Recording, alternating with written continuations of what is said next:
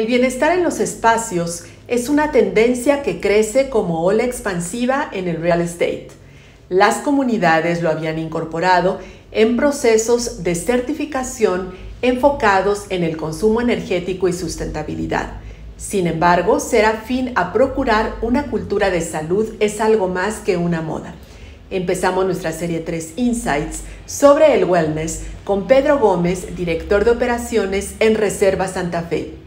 Un proyecto que apuesta al diseño arquitectónico y desarrollo regenerativo. Pedro, ¿de qué manera la pandemia aceleró el avance y conceptualización en su desarrollo? Hola, ¿qué tal, Claudia? ¿Cómo estás? Sin duda, la pandemia ha sido un factor, creo que a todo mundo nos asentó para decir que pues, hay algo más o hay algo que nos estábamos perdiendo con respecto al enfoque hacia adentro, hacia nosotros, como hablas del wellness, pero también nuestra relación con el medio ambiente. Sin duda acentuó esta necesidad de tener acceso a la naturaleza. Todos que vivimos en departamento, las personas que vivían en departamento, pues se dieron cuenta que no estaban más que encerrados en cuatro paredes con poco contacto al exterior al estar recluidos en su casa. Y a nosotros nos gusta decir que nosotros tenemos lo que realmente es una vocación de desarrollador, que significa que escuchamos mucho al terreno. Y estamos envueltos en un contexto natural hermoso, estamos alrededor envueltos en un proyecto de 195 hectáreas, de las que más de 110 son bosque protegido. Entonces, un poco el reto del proyecto, cómo se conceptualizó el proyecto, fue alrededor de ya un sitio que era bello, ¿no? O sea, la intervención nuestra es más bien cómo poder tener un impacto positivo, restaurativo en su contexto natural. Por eso nos apegamos a estos criterios de la certificación y estamos buscando este desempeño ambiental tan alto, porque estamos buscando ser el primer proyecto de construcción regenerativa en América Latina. Y te diría que la pandemia, más que otra cosa, nos hizo revisitar conceptos, ¿no? También nos gusta decir que nosotros no encontramos el hilo negro de muchas de las prácticas, sino que hay buenas prácticas en muchos lados y más bien fue tomar muchas de estas prácticas y adaptarlas al proyecto, ¿no? Aparte de que estamos rodeados de un equipo multidisciplinario y multitalentoso, y fue aprovechar estos talentos en los distintos espacios del proyecto. Sin duda, el tiempo es lo que te da esta opción de pensar las cosas. Es un proyecto que está muy bien pensado y que pues, las etapas coinciden más bien con un buen entendimiento del sitio y de las necesidades que pueden tener los residentes alrededor de dónde está ubicado el terreno, ¿no? ¿Cuántas etapas y en específico, cuándo se tiene previsto que la comunidad ya 100% esté integrada? Es un proyecto que está constituido en 3 fases, en 3 etapas. La primera etapa está constituida de 200 lotes unifamiliares. Después viene una segunda etapa que estamos muy contentos de que estamos por lanzar, que es un proyecto del taller de arquitectura que se llama Taller ADG del arquitecto Alonso de Garay, donde estamos incorporando, son 50 departamentos y 37 casas, donde ahí sí la construcción es por parte del desarrollador, también apegada a estos lineamientos ambientales y a un concepto biofílico alrededor del proyecto. Para el último va a venir una tercera etapa que es más de departamentos, que está conceptualizado todo el proyecto. Es difícil que te pueda dar una fecha de cuándo ya está completamente habitado, porque como te decía, la primera etapa son 200 lotes unifamiliares, donde estamos un poco más a los tiempos de que cuando el cliente decide construir su casa, pero estamos estimando que nosotros estamos entregando la primera fase a finales de 2024, digamos que en los próximos 5 años vamos a tener una comunidad ya operativa y funcional, ¿no? Mencionas el concepto de la biofilia y realmente ya se conocía desde antes. ¿En qué se diferencia? Y conocemos que en el medio inmobiliario hay distintas certificaciones que ya existían, ¿no? La certificación SLEED, ahora está muy en boga la certificación WELL, está la EDGE y no sé cuántas otras se han sumado ya al sector inmobiliario, pero ¿en qué se diferencia su proyecto y qué valores estaría rescatando justo uno de ellos y con el cual inicio esta observación, esta pregunta, que es la biofilia? Pues mira, te la contesto por partes. Si quieres, primero te hablo de la parte de la biofilia y la parte de la sostenibilidad, que sin duda es una palabra ya inclusive trillada, ¿no? O sea, está muy de moda el tema de sostenibilidad.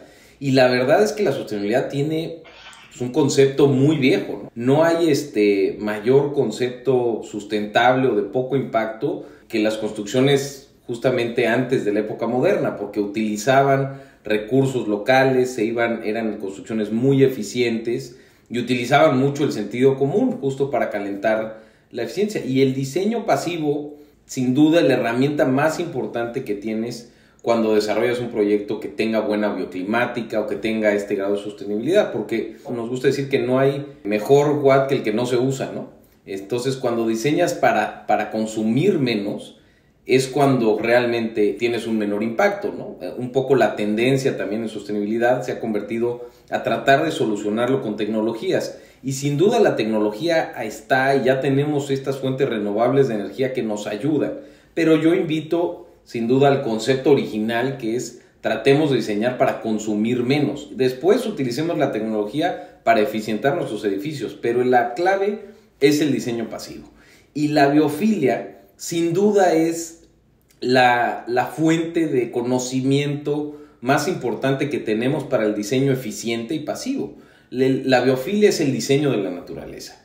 La naturaleza lleva años y años enseñándonos cómo construir, cómo es más eficiente, cómo las estructuras funcionan, inclusive cómo un árbol lleva por capilaridad agua a todas sus fuentes sin necesidad de una bomba o estas cosas más artificiales, ¿no? Entonces la biofilia es la invitación a eso, a regresar un poco al diseño pasivo, a decir, oye, enfócate muy bien cómo está ubicado tu edificio, qué tipos de asoleamientos tiene, por dónde tienes acceso a luz natural, ventilación cruzada, conceptos muy básicos que a pesar de que hoy esté de moda el nombre, pues realmente se hacían muy bien por muchos años, ¿no? Por un lado te diría que es una tendencia importante del mundo de la arquitectura, que es regresar un poco a las proporciones, a los principios de la naturaleza para las construcciones modernas, y sin duda eso hace que como desarrollador, por ejemplo, tienes construcciones más eficientes, muchas veces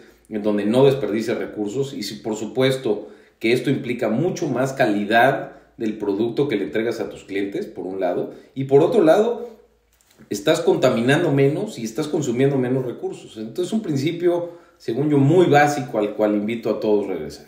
Y por otra parte, contestándote la parte de la certificación, es que nosotros, pues sí, para nosotros sí fue importante tener estos chequeos y balances, ¿no? No ser juez y parte en el proyecto, sino sí tener una certificadora que te esté pues justamente midiendo, que te esté diciendo cuáles son las métricas y que te da una guía muy general y luego muy específica de qué se debe y qué no se puede usar, ¿no? La construcción regenerativa pues es un concepto muy diferente, muy innovador, ¿no? O sea, sí te quiero compartir que el único desarrollo en Latinoamérica que se encuentra en este proceso de obtener el certificado Living Community Challenge, que son los criterios más estrictos a nivel mundial en términos de sostenibilidad y de regeneración ambiental, pues somos nosotros, ¿no? Donde estamos buscando pues, esta certificación, busca estos 7, es una flor la certificación, entonces son 7 pétalos, 7 capítulos, donde lo que tienes que tener es autosuficiencia en agua, autosuficiencia en energía, tienes una limitante importante en materiales, desde dónde vienen y desde qué componentes tienen, y luego tiene otros componentes que a pesar de que suenan muy románticos como salud o belleza, pues realmente son muy medibles, ¿no? Porque tienes que medir la calidad del aire dentro de tus edificios para asegurar que el aire que respiran sus usuarios no tiene partículas volátiles o no tiene altos índices de carbono, etcétera, o que estás ventilando bien los edificios, y como esas muchas métricas, y por eso nos gustó mucho esta certificación, porque a diferencia de LEED, que sin duda es la que ha abierto brecha a edificios de alto desempeño ambiental, pues esta tenía un enfoque de entrada un poco más holístico, ¿no? O sea, entendía que el proyecto no solamente es la construcción, sino cómo van a vivir y cómo va a operar el edificio. Me encanta una frase que ellos dicen que un edificio tiene una responsabilidad ambiental más importante que un ser humano, porque va a durar más tiempo que nosotros. O sea, un edificio bien construido la métrica que ellos usan es que debe durar mínimo 200 años. Pero tenemos referencias en México de las pirámides y cosas que son mucho más viejas que eso, ¿no? Entonces coincido yo con ese punto de la certificación y que tienes aparte un impacto en su contexto natural, ¿no? Desde en una ciudad de que juegas cómo ese edificio va a impactar en el skyline de la ciudad o cómo en un contexto como el nuestro un edificio puede ayudar al medio ambiente o puede funcionar alrededor del ecosistema donde está involucrado. Y por otra parte, LEED, que de nuevo tiene pues, muchos procesos, LEED tiene calificaciones, tiene grados. Esta es una certificación que obtienes o no obtienes, porque lo que mide es el rendimiento de los edificios y de las comunidades. O sea, es una certificación que te dan un año después de que está habitado el desarrollo. Entonces, lo que mide es que realmente seas autosuficiente, que realmente se pueda medir la calidad del aire. O sea, todo tiene que ser medible y comprobar que estás teniendo un proyecto que no solamente no tiene impacto, que tiene impacto cero, sino que tiene efectos regenerativos en el medio ambiente, que es algo que ya hemos visto desde hoy en Reserva Santa Fe, de cómo la incorporación o regresarle agua a los bosques ha mejorado muchísimo la salud del bosque, porque es una zona que se había secado con el paso del sistema Cutzamala, los manantiales. Entonces nosotros, al haber hecho estos lagos que aparte tienen funciones estéticas, se ven muy bonitos, o sea, su principal función es recargar el manto, y hemos visto cómo ya están regresando los patos que tienen ruta migratoria por aquí, cómo hay una mayor variedad de ranas, o sea, todo cómo se mueve el ecosistema alrededor de nosotros. ¿Es rentable y hay mercado para este tipo de proyectos? Lo digo en el sentido de que hablas de cómo un inmueble realmente le devuelve a las superficies y digamos, a todo el ecosistema en su totalidad, parte de lo que en este caso, como mencionas, se perdió, pero es decir, los precios y la accesibilidad o la asequibilidad de quienes compran en este tipo de proyectos, ¿existe? La visión del proyecto es que busca la conservación de todo el corredor, ¿no? De todo, o sea, no solamente de lo que está dentro del proyecto. Y para lograr eso tiene que ser un modelo replicable.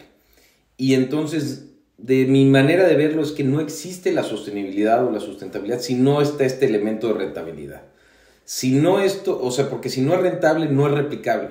Entonces te contestaría que por supuesto que es rentable. Nosotros generamos un modelo de negocio replicable que queremos, que invitamos a cualquier desarrollador a compartirles lo que nosotros hemos aprendido, porque creemos que es la única forma de hacer desarrollo inmobiliario para el futuro, ¿no? Sabemos que estamos siendo punto de lanza, sabemos que estamos abriendo brecha, pero no vemos de otra manera de cómo hacer negocio inmobiliario si no es a través de estos principios. Por supuesto que hay un elemento de pensar bien las cosas y de hacer bien las cosas, y eso cuesta dinero, pero te diría, y un poco en el orden que me venías preguntando, pues es que el mercado te lo está demandando. Tenemos la noticia de que el fundador de esta marca Patagonia, ¿no? Que de plano dona toda la empresa y todas sus acciones para el bienestar, o sea, para el cambio climático, ¿no? Para la investigación y los fondos del cambio climático. Entonces, pues sí te diría que es una tendencia mundial, y por supuesto que entonces hay un mercado que reacciona a productos bien hechos. O sea, nosotros le estamos apostando a que si tú haces bien las cosas, siempre tienes un cliente que aprecia cuando haces bien las cosas. Y esa es la filosofía atrás del grupo y la filosofía atrás de este proyecto, que es hacer bien las cosas al final del día. ¿Cuál es la inversión total que ustedes están estimando en el desarrollo en sus diferentes etapas? Depende, o sea, la inversión total va alrededor de los 3,000 millones de pesos. Es una inversión que va dividida a lo largo del tiempo, pero pues más o menos por ahí está la cantidad. Y del momento que inició, digamos, al momento actual, ¿cómo se han comportado las plusvalías y los precios por metro cuadrado? Sin duda este es un negocio de plusvalía, ¿no? Es un negocio de plusvalía por muchos conceptos. Este proyecto, de nuevo, ya la virtud más grande ya la teníamos, que es el sitio, ¿no? Realmente es ser muy cautelosos en cómo funcionamos alrededor de este contexto natural. Pero pues cuando empiezas a sumarle estos elementos de infraestructura de alta calidad, cuando tienes el tipo de calles que estamos diseñando, cuando estamos involucrando más de 50 amenidades, tenemos más de 25 kilómetros de senderos peatonales, una casa club diseñada por este despacho que se llama López Vaz y Calleja, cuando el urbanismo viene por parte de GDU y de Mario Shetland. Estas cosas, por supuesto, que empiezan a jugar en la plusvalía. Y cuando le sumas el elemento de la comunidad, ahí es cuando las plusvalías se te van, o sea, crecen mucho, ¿no? O sea, hemos sido súper cautelosos en tener clientes que sean afines con esta filosofía. Lo que estamos cuidando es, dentro de las mismas amenidades, que busquen este espacio de, uno, ser congruentes con el medio ambiente y con su espacio, pero también de que sean clientes que digas, oye, sí quiero que mis hijos jueguen con ellos, ¿no? Y entonces es una comunidad viva, resiliente, que lo que te trae es temas de plusvalía, ¿no? Temas de un poco aspiracional a decir, oye, quiero estar en Reserva Santa Fe, pues por todos estos pilares, ¿no? Y cuando lo juntas con el elemento del wellness, que para mí redondea un poco el concepto, pues es que es un proyecto que tiene la parte de construcción, tiene este nuevo lujo, que son materiales muy pensados, con mucho acceso a la naturaleza, con muy más que otra cosa, como te decía, bien pensado. Tiene estos elementos de sostenibilidad y tiene este elemento de wellness, ¿no? De que vas a estar en una comunidad que no solamente te ayuda para la salud física, sino que tenemos, pues, por ejemplo, hay un santuario otomí dentro del predio, ¿no? Entonces, pues tú tienes este acceso a la historia alrededor del desarrollo. Entendemos que no estamos llegando a un lienzo en blanco, que ya hay una dinámica ecológica y social que está funcionando alrededor de nosotros y nos estamos integrando como un nuevo vecino. Y por lo mismo te diría que, pues sí, todos estos factores suman a la plusvalía del lugar. O sea, hoy hay gente que entró al proyecto y que sí, te diría que ya han, pues, tal vez doblegado el costo al que entraron, ¿no? O sea, por si quieres que te dé un dato, pero pues no me quiero limitar a eso, ¿no? O sea, la verdad es que creemos que siempre es un buen momento para entrar al proyecto. La plusvalía de aquí para adelante falta mucho. Estamos en la fase de meter esta parte de infraestructura, de que la comunidad empiece a formar este objetivo y entonces la plusvalía va a crecer, ¿no? ¿De qué tamaño será la comunidad? ¿Cuánta gente va a habitar el desarrollo? En las 3 etapas estamos considerando 500 unidades. O sea, son 500 familias que van a formar parte de Reserva Santa Fe. Otro tema también muy importante con la pandemia fue la calidad o el balance vida-trabajo. Y bueno, el confinamiento nos hizo ver que la casa se volvió el centro de todo, ¿no? El centro del trabajo, el centro de la convivencia y todo. Y bueno, y en esta comunidad que justo goza de muchas áreas libres y todo, ¿quién es su mercado en ese sentido y qué tanto están valorando los compradores esa factibilidad de poder tener digamos, una vida sana, pero también al mismo tiempo tener toda la infraestructura para poder operar desde casa? Sí hicimos algunos cambios en ese sentido después de la pandemia. Te platicaría que, por ejemplo, después de un análisis profundo de lo que ocurrió en algunos departamentos en la ciudad de Nueva York por el tema de paquetería en la pandemia, de que se saturaron, pues sí hicimos mejoras. O sea, hay un centro de distribución de paquetería dentro del desarrollo para no generar estas crisis, o cómo funcionan las garitas de acceso para los repartidores y demás. Está muy pensado como un proyecto del 2022, o sea, de donde estamos parados, ¿no? Pero con este concepto de resiliencia de siempre ir aprendiendo.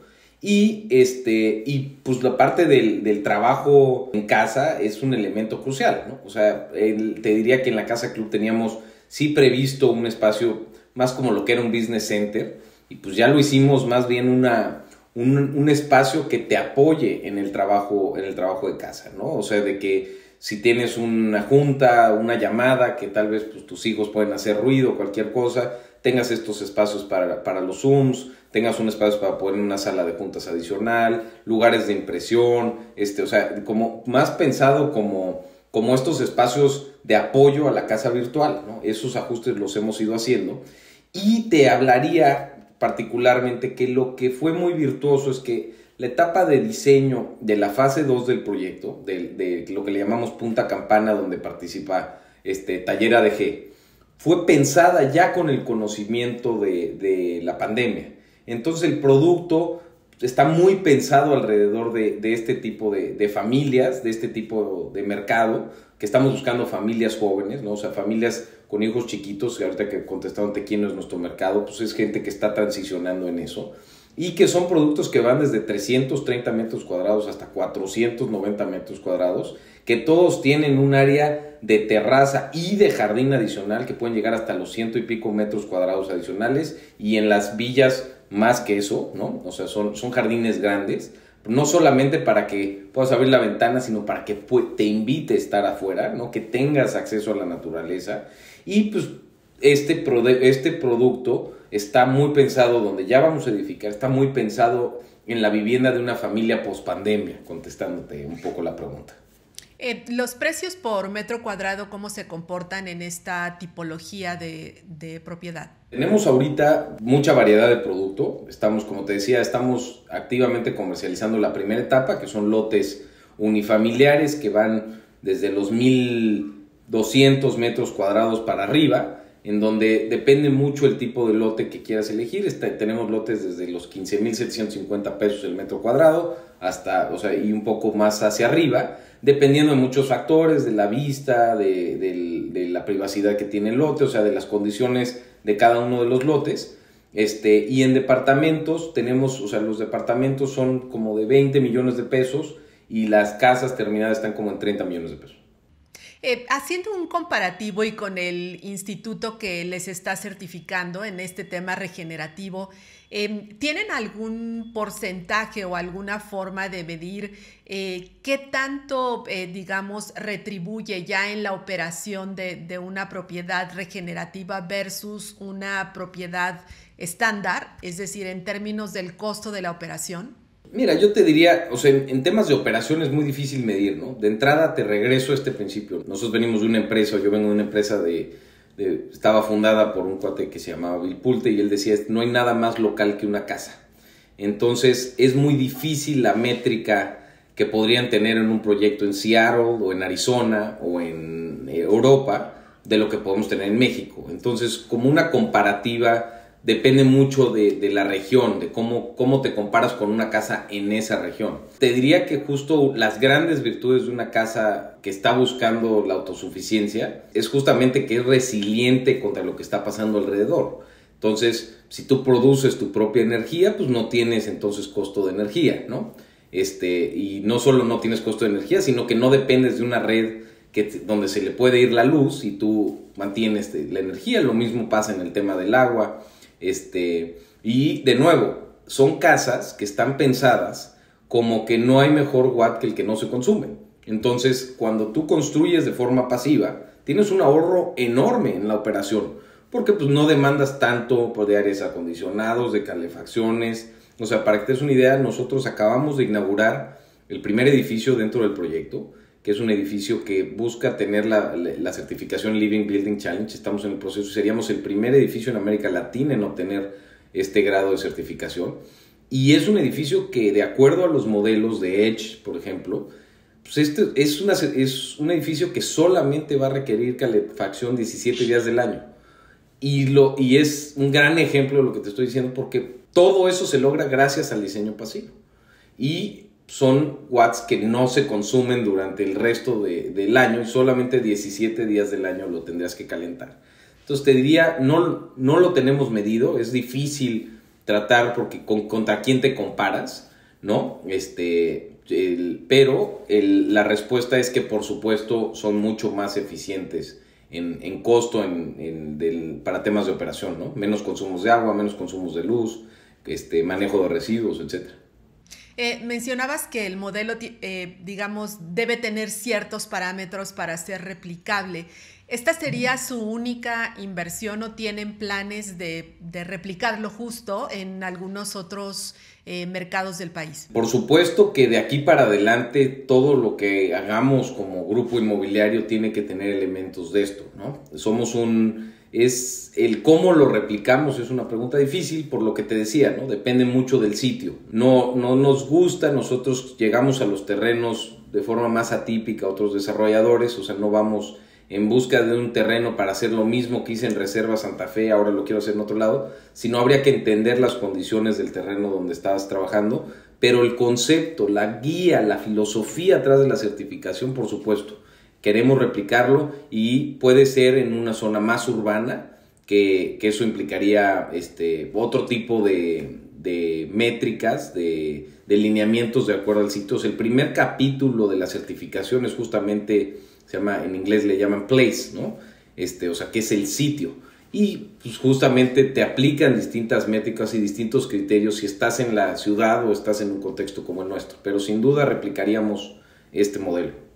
Que será todo un reto, ¿no? Porque cuando tienes un área verde, digamos, por restaurar o regenerar, es muy diferente a regenerar el asfalto y además generar belleza y bienestar, ¿no? Será todo un reto. Sí, sin duda. Hay muy buenos ejemplos también desde el LEED de que cómo han podido rescatar edificios. Creo que hay un capítulo específico en LEED de cómo restaurar edificios viejos y llevarlos a un mayor desempeño ambiental, y tiene su propio esquema, pero sin duda esta certificación pues, es Living Building Challenge, el nombre lo dice, es un reto todo el tiempo, y el reto es más de cambiar el paradigma. O sea, tú vienes con una disposición a tratar de implementar lo que ya sabes, y lo que te invitan los procesos de certificación y todos los procesos estos de buscar realmente la sostenibilidad es adaptarte y ser muy resiliente a lo que tienes enfrente, adaptarte al cambio, a buscar la mejor solución, que tal vez no es la misma que conoces, no es la misma que ya llevas haciendo 20 años, pero que tengas este movimiento constante de irte adaptando a los recursos que tienes, a las personas con las que trabajas y por supuesto al sitio donde quieres intervenir, ¿no? ¿Cómo van a lograr en el caso de los lotes que quienes les compren sigan los parámetros bajo los cuales está normado o concebido y en su desarrollo el proyecto? Es una gran pregunta. El proyecto está pensado alrededor de muchos comités y lineamientos, reglamentos dentro del desarrollo, tanto de operación como de imagen urbana, como de construcción, como de medio ambiente. O sea, todos estos reglamentos los firman los clientes al momento que se incorpora el proyecto, pero te diría que pues, lo más importante es el proceso de ir formando la comunidad, ¿no? Porque el que nos compra hoy sabe a lo que le está entrando, ¿no? Es un cliente que lo que está buscando es justamente este concepto, y creemos que más bien pues, es la suma de las dos, ¿no? Tener clientes como los tenemos, muy conscientes, y que esto les parece más bien como un activo para el desarrollo, de apegarse a estos criterios, y luego existen los reglamentos y los comités para asegurarse que eso se está cumpliendo, pero sin duda hay varias medidas y regulaciones dentro del proyecto para hacer esto factible. Por tanto, ¿cómo debería ser un desarrollo orientado al bienestar, resumido en 3 palabras? Debe de ser bello, debe de ser congruente y debe de ser eficiente.